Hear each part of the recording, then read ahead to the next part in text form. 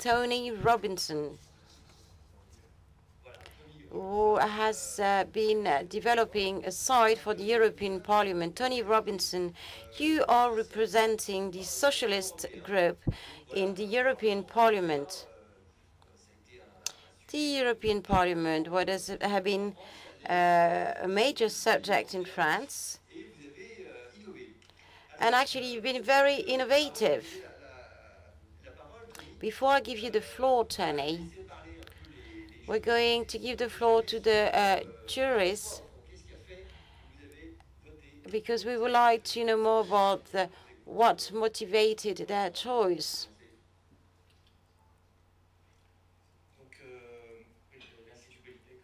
Well, the Polytech Institute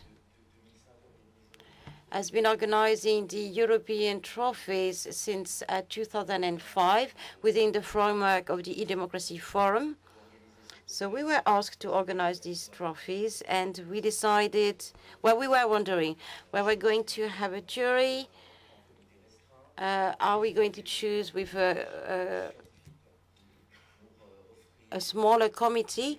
And then we decided to have a more scientific approach in order to be able to provide measures to analyze the progress made by the e-democracy tools in Europe. So we've decided to use two indicators. First of all, analysis of the contents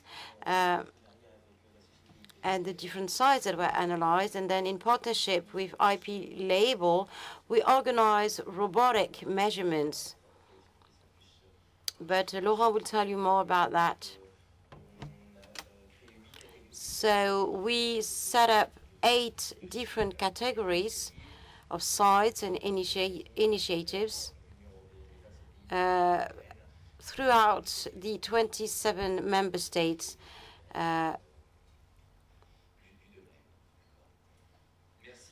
Thank you, Daniel van der Berg. We're now going to give the floor to Laurent. You're the marketing manager for IP Label. Maybe a few words about IP Label. Well, indeed, Daniel from Polytech has been working on the content of the site with different criteria. Are we going to have blogs? Are we going to have interactivity? Criteria linked to the site itself. And IP Label is going to work on something that is rather original, that is to say, to make sure that the internet user, the administrator, is going to have a positive experience with this site. So beyond the content of the site, we're going to check, whether they're in France, in Europe, or wherever.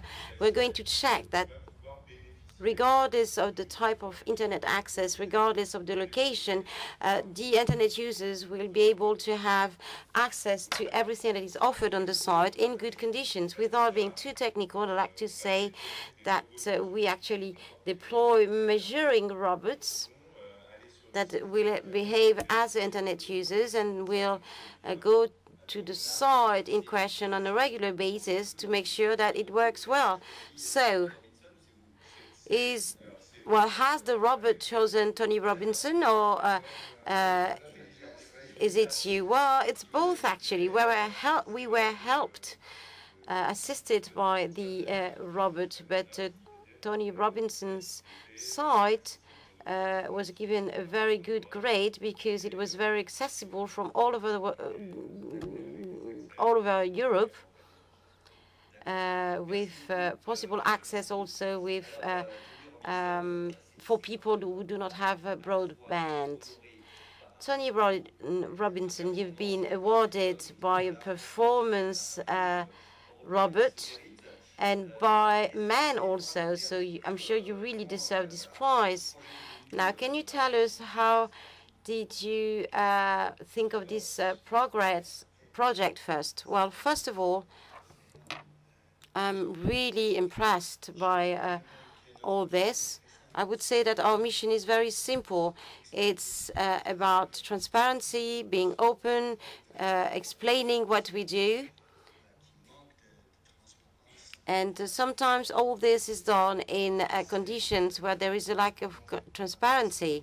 So we try to show what we do as much as possible. And one of our objectives is to commit the citizens in our debates. And that's what we do with the different forums in different languages. Let us not forget that in Europe we have 23 official languages, and there is a major communication hurdle here.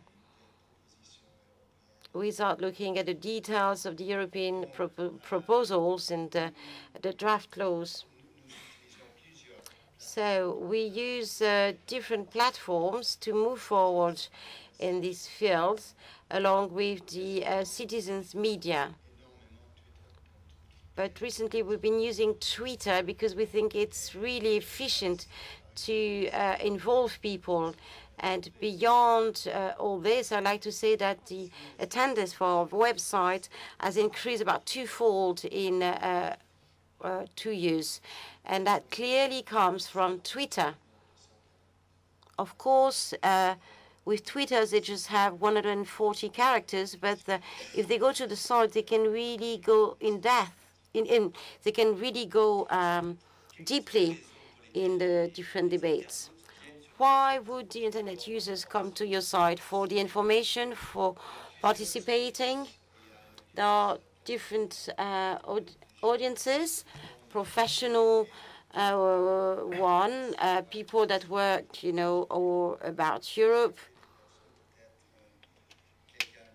Somebody from one given company, for example, that is going to be affected by a European law. Well, in that case,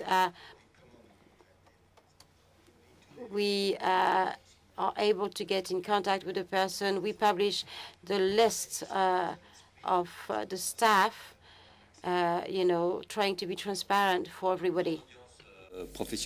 Right, so you have a large audience amongst professionals. Yes, that's right. Also amongst academics and citizens. We see that there's a lot of participation in blogs. As we've just heard about OWN, if I pronounce it correctly. There is also a kind of social area, red space.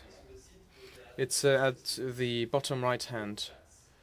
So this is the Socialist and Democrat website. Yes, that's us. It's a beautifully crafted site. Thank you.